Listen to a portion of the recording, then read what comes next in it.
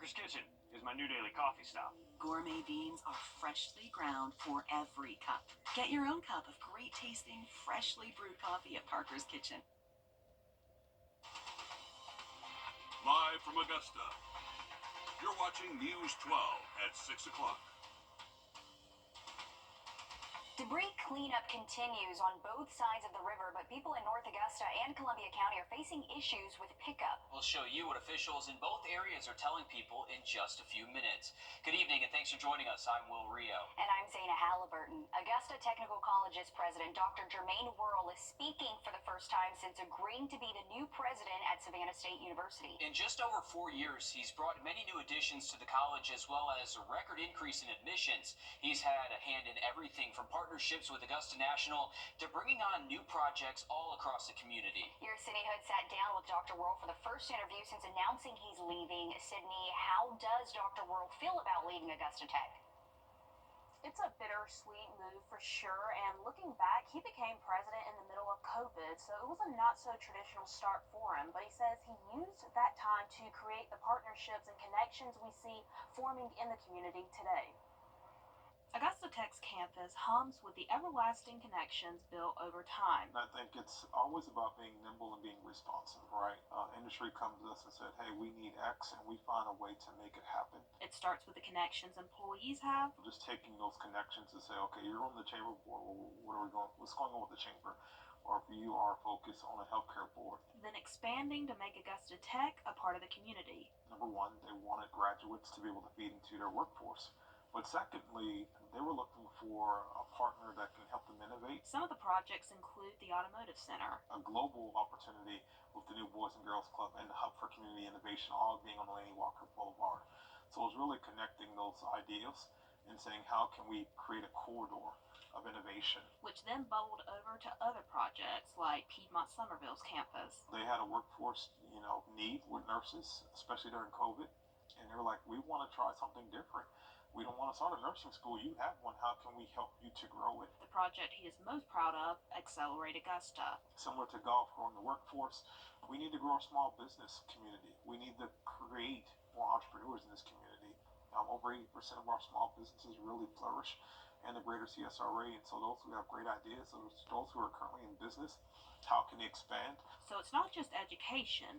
It's everything that's around that as an anchor. Under Dr. Worrell's leadership, Augusta Tech is the place people want to be at. People are saying, I want to go to Augusta Tech because they really have something that's pretty special. They have programs, they have great faculty and staff, and I want to be a part of that because I know when I go there, I'm going to have a great experience, but I'm also going to get a job when I leave, and that's important.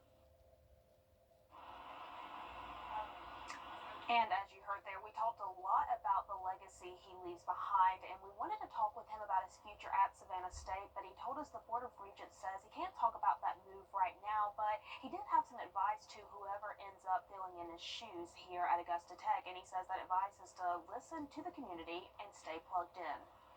And certainly he's someone that's done a lot over the last 4 years. Yeah, so many important projects all throughout the CSRA that have made such a large impact. He's certainly going to be missed, and his search at Augusta Tech to find out who's going to be replacing him is something that we'll continue to watch as well. Thanks again, Sydney. All right, tossing things over to your First Alert meteorologist, Mikkel Hannah Harding. Now, Mikkel, it's nice out today. It's nice to have the sun out, but it's a bit chillier for us today, too. Definitely, it's going to be a cold night as well. We're looking at temperatures tonight getting below freezing, and we haven't seen that since about January 30th. So that's over 2 weeks and pretty impressive for it to still be winter. Yes, it is still winter. I know we had that fall spring, but we're back into temperatures now. For tomorrow, that'll be closer to average, but then we're looking at 40s for the rest of this week. Right now, though, lots of sunshine. Temperatures starting to work back towards those 40s now across the area. But a big dome of high pressure in place for today, so we have seen blue skies and just beautiful conditions across the two-state. It was hard to find a cloud in the sky before that visible satellite did start to fade away as the sun is now about to set. But we're looking at current temperatures already in the 40s for select locations. We're looking at Barnwell, also Gibson, Sparta, just to name a few places in the upper 40s, and looking at some low 50s elsewhere for today. As we finish off this evening, we'll look at temperatures in the 30s even before midnight tonight. So any evening plans outdoors, you will need a jacket. We'll talk about how cold it'll be for tomorrow morning and look at some rain moving in by Wednesday coming up.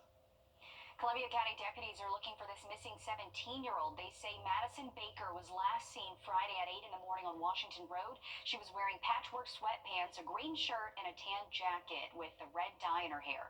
If you have any information, call the Columbia County Sheriff's Office. Starting today, a part of a major downtown road project will be closed from 15th Street to St. Sebastian Way. Broad Street is closed for construction. Officials say a detour is in place and to expect delays when traveling through that area. FEMA's new Disaster Recovery Center for Richmond County is almost here. The agency announced it's moving to the Diamond Lakes Regional Library in Hephzibah. This comes after the previous location at the hub closed its doors Friday. The new location is closed for President's Day, but starting tomorrow, it'll be open from 8 a.m. to 5:30 p.m. Monday through Friday, it'll officially close on the 28th. Nearly 5 months after Hurricane Helene, Columbia County is now starting its final pass of debris pickup along the roads. And with many people still waiting on their debris to be picked up, Columbia County leaders say people are putting non-storm related debris on their piles. Your Hallie Turner is live with us in the studio with how county leaders say that impacts you as they start this final pass-through. Well, when it comes to the second pass, it's all about avoiding this orange X, and it determines if your pile of debris is about to be moved or if you're stuck with it. The massive piles of debris across Columbia County will soon disappear. That's not to say that we hadn't been on the street multiple times. Maybe we picked up multiple residences. Maybe every residence did not get touched in the first pass, but we have been on every street in Columbia County as of last Friday. But not all of the piles are going away. Several, like this one marked with the orange X, will stay. We are focusing on storm debris from the hurricane. Anything above and beyond that is going to be marked. And if it's marked with an orange X or it has orange tape around it, if we've identified that as something we're not picking up, the county's not going to be able to pick that up. That's going to remain there. It's going to be the responsibility of the homeowner, property owner. With FEMA denying the extension request for 100% funding, County Manager Scott Johnson says time is of the essence as they shift to the second pass. We're going to go in and we're going to try to remove everything, stumps, large logs, everything on a road. Johnson says if you have any leftover hurricane debris, this is your last chance to put it out. This is once we make that final pass, we're going to document that with photographs, with video. We're going to clean your street up. Once that street is clean and we've documented that, we're not coming back to that street. We have to put an end to this. Now, here's what you need to keep in mind to avoid the X. Make sure your debris is storm debris only, not yard trash, new green vegetation, and fencing. All of this will keep the pile sitting in your yard if you have that. And leaders say if you want it gone, fix it now, because anything that is put out after the second pass is over with or in the middle of it, the county will not be responsible for it. And certainly everyone wants the debris picked up as soon as possible, Oh, yeah. so you need to follow those guidelines. Thanks, Hallie, for that. In Aiken County, they've hauled off almost 5,000 loads of debris. Remember, just like North Augusta, the state owns and cleans up a lot of their roads. As we approach 5 months since the storm, your Kennedy Payne sat down with North Augusta's mayor on where things stand now. With power lines and debris still lining the road, some neighbors are left wondering whose responsibility it is to clean it all up. I seen the black trucks out here with the trailer on the back, but that was 2-3 months past the storm. Hank Martin lives in Hammond Hills. Right now, there's nobody coming in the neighborhood. He says his neighborhood feels forgotten, I think the city could have done a lot better than what they have done. but Mayor Burton Williams says they can't control cleanup in Hammond Hills. City of North Augusta owns about 26 miles of roads in the city. 75% of the roads are owned by SCDOT. So because we don't own most of those roads on Hammond Hill, we cannot dictate to them. Martin says he didn't know his road was owned by the state, but he says it doesn't change the fact that it's still not cleaned up. Do you think this street should look a lot different than it does right now? Yes, I do. He says the debris has become a safety hazard for him and his wife. She hit the tree in front of our yard. That cost us $2,700 because it was spreading out into the road. And now he's wondering who to turn to. Mayor Williams says they talk with South Carolina Department of Transportation about once a week, but the city can only do so much. When you don't own a road, all you can do is give guidance and emphasize, but you don't have the ability to say, today you got to go do this. And as far as what they do own, We are already about 80% finish on the second pass on our city-owned roads. Mayor Williams says just like Georgia, South Carolina has requested an extension from FEMA for 100% reimbursement, but they haven't heard back yet about a decision. In North Augusta, Kennedy Payne on your side. And we reached out to SCDOT for a comment, but haven't heard back yet. Mikkel? Well, we are tracking more unsettled weather by the middle of this week. Rain moving in Wednesday, and then maybe some more gusts to over 25 miles an hour by your Thursday. We'll talk about it coming up next. Time and Temp, brought to you by your First Alert weather team. No matter what you feel Now, download the Circle K app and join today for free. on your sideline. Sponsored by Chandler Law Firm. High school baseball has returned to SRP Park. We're just under 50 days from the Green Jackets' first pitch. Joe Dorian is over at SRP. Evans and Augusta Christian are meeting to open their own seasons. Evans won both games that they played in last. Joe?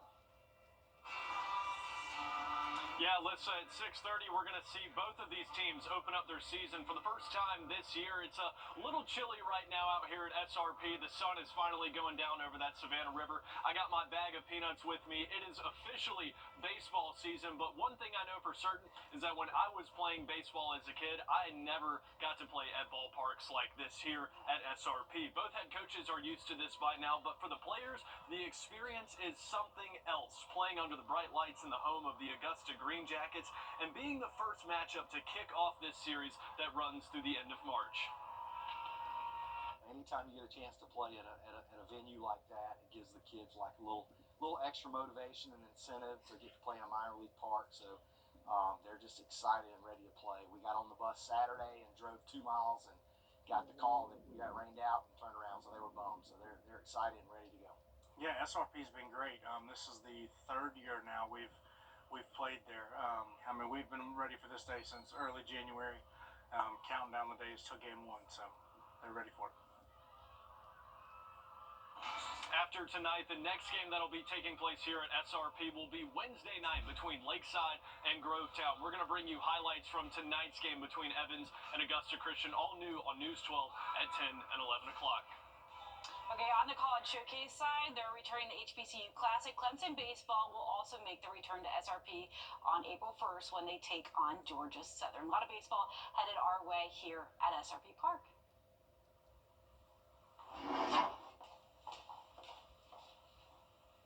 We're taking a look here outside of not our studios, but SRP Park. We were just there with Joe, and we're looking towards the 13th Street Bridge and the Savannah River. It's 51 degrees right now. Still sunny out there, but the sun is definitely setting. So we'll be seeing that transition to some clearer skies for tonight, and looking at a pretty cold outlook as well heading into tomorrow morning. We're looking at temperatures in the 40s already in Edgefield as well as Barnwell. Some low 50s out there starting to become more common. So we are cooling things off as we head into this evening. And any outdoor plans, especially for dining, you'll need a jacket because we're looking at dinner temperatures in the 40s out there, and then by midnight some 30s popping up. So it will be a colder night, and we'll see temperatures actually below freezing for most locations getting into tomorrow morning. We haven't been able to say that since about January 30th, so a little over 2 weeks, and that's pretty impressive for it to still be winter.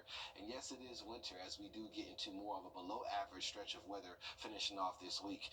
For tomorrow though, we'll see temperatures starting off below freezing, warming up to closer to 50, so walking the dogs may want to wait a little bit later in the morning if you can to catch a little bit more of those milder temperatures for your morning walk. And as far as looking at high temperatures for the remainder of this week, we'll see those in the 50s and 40s. Tomorrow it's going to be an average, near average day in the upper 50s. Typically we're in the 60s, so still below average there. And then we'll look at 40s and 50s as we finish off this week heading into your Saturday.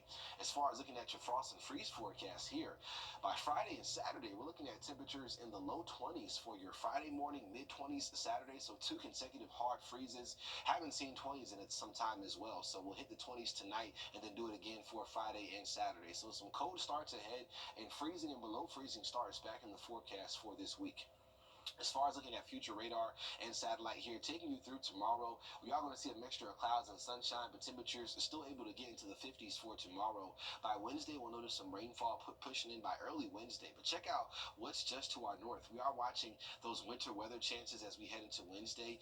Really not for us, though. It looks like it'll stay just north of the CSRA. The only thing we're watching right now is the positioning of an area of low pressure that's expected to develop in the Gulf and then ride up the coastline of South Carolina. So as we head later into Wednesday, precipitation chances do come down, and then heading into your Thursday, models are trying to hint at some snow trying to wrap around the backside of an area of low pressure, but all depends on the track of it. Right now, most models showing it a little bit just too far north for us to see any winter weather here in the CSRA. But keep it here for updates. Have our weather app downloaded, and we are going to be breezy by your Thursday. Thanks, Mikkel. Animal shelters in the CSRA are becoming more and more overcrowded. We'll take a look at how local organizations are coming together to fight this problem. First Alert Radar, powered by Jim Hudson Automotive Group. Ashley's President's Day sale is going on now. Hurry in and save up to 40% on doorbusters and get up to 20% off store-wide. Plus, get 0% interest for up to 60 months with no minimum purchase and no down payment. Only at Ashley. I'm Chip Lewis with 64 Insurance Group. You've probably seen some of our goofy commercials, but I can promise you, we take Medicare very serious. I'd like to prove that to you. Please join me in a live Zoom webinar where I'll break down all aspects of Medicare in a way that's easy to understand. I promise you'll walk away feeling confident and prepared to take the next step on your Medicare journey. The webinar is completely free to join and easy to sign up by visiting our website, RU64.com. The Rooms to Go President's Day. With numbers at animal shelters continuing to rise, a local animal shelter is working to ease the strain on its facilities. Project Freedom Ride and Old Fella Animal Rescue of Burke County teamed up to move 27 dogs out of a shelter. Your Audrey Dickherber is live in the newsroom with more from officials at Project Freedom Ride. Audrey, what were they able to tell you? Well, it's all an effort to save as many animals as they can. With animals being surrendered left and right, they're working with other organizations, some even out of state, to help find a solution. Shelters are very overcrowded, so this just kind of helps get dogs out so there's more room for other dogs who can come into these kennels, which is really sad. It's practically been a never-ending problem, but they're working to find a solution. And just when we were waiting here this morning, before we loaded up all the dogs, so somebody tried to bring in and surrender their animals. So it's just always people are just finding out they might not be a good fit for the dog, and it's just constantly overflowing the bucket that's already full, so we're just trying to help out as much as we can. Roman, along with Old Fella, Burke County Animal Services, and Burke County Animal Hospital are doing just that by helping transport dogs to states like Indiana and Ohio. It's trying to empty a bucket with like a tablespoon. It's not very easy, and like it's also raining at the same time, so it's just getting as much out as you can, one step at a time. And now 27 dogs are on the road heading north to have a chance to find their forever home. So instead of a tablespoon, it's a little measuring cup today.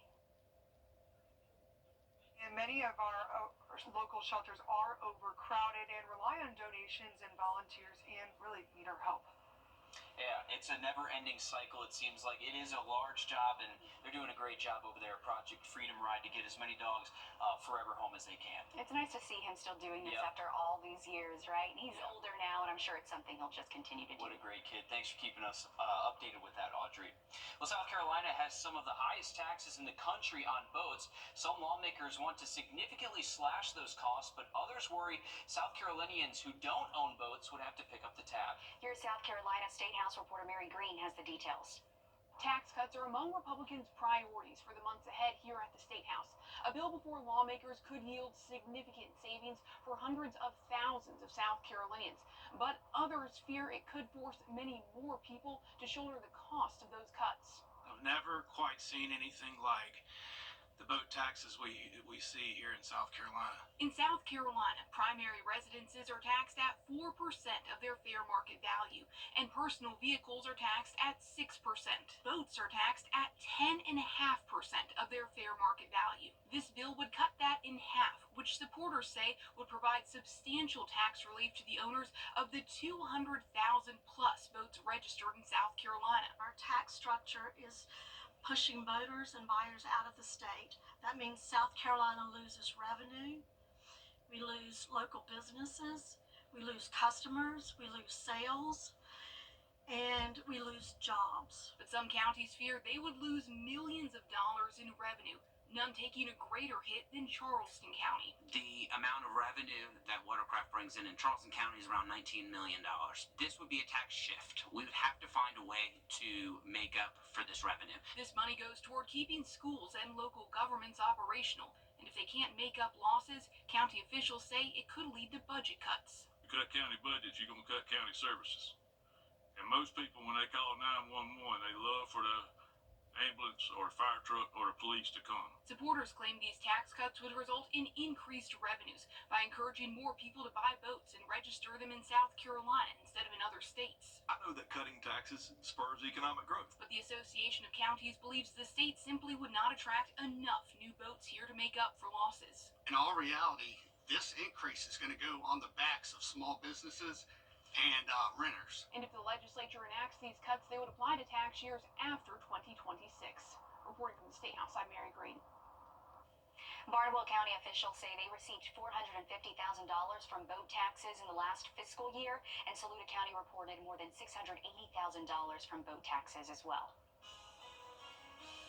Well, thank you for that. We're looking at our 3-degree guarantee sponsored by Tub Doctor. We did hit it for today. The forecast was 55. Shout out to Emily for that, the sole meteorologist yesterday. Actual high 54 degrees. So another $50 to the Salvation Army Center of Hope, courtesy of Tub Doctor. So try to get back at it again for tomorrow. Should be able to hit it again. And we'll look at your forecast one more time coming up. Trust Chief Meteorologist Riley Hale for your first alert. You've been in a... And we are taking a look here at the forecast. Really just a live look outside from our SRP Park camera looking towards the 13th Street Bridge. It's definitely been a cool day out there for today, and we'll continue to see that cool feel stick around for the evening with those temperatures falling into the 30s for tonight. So it's definitely going to be a colder start waking up for tomorrow. Right now we're in the 50s. Those skies are clear. Wind stay calm for tonight, so making it pretty easy for temperatures to fall the rest of tonight. We'll look at 40s and 50s here for now, but by, say, around 10, 11 tonight, definitely could be some 30s out there. So keep the winter jacket nearby, especially by tomorrow morning. We're looking at rain moving in for your Wednesday, breezy for your Thursday, and then we're still pretty chilly but drier by Friday. Thanks, Mikkel. We're back live on 26 News at 7. And for News 12 at 10 and 11 o'clock. Thanks for watching.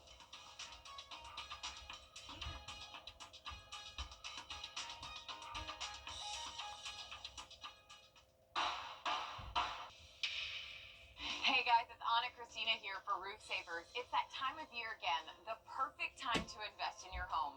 And what's the most important investment for your home? Your roof. If you've been worried about the age of your roof, missing shingles, black stains, or even leaks, I've got great news for you. There's a scientifically proven solution that can extend the life of your roof by 17 years with just one treatment. It's called Renew at 17 with Rock Lock technology exclusively from Roof Savers. Listen to some of our happy customers. This house took the full brunt of the wind that we experienced during the hurricane. I think they said we had gusts up to 100, 110. So for us to withstand winds of that magnitude, I think the product, again, was one of the main reasons why we sustained minimal damage. I truly believe if we had not gotten that renewed treatment from Roof Savers, that I probably would have lost, with the age of the roof, I probably would have lost about 80% of the shingles on it. And we've been really pleased because everyone that we've dealt with have been courteous, professional, and just generally kind. Roof Savers would be our go-to in any roof repairs or roof damage that we would absolutely need. Roof Savers, save your roof, save your money. When it's time for a new roof,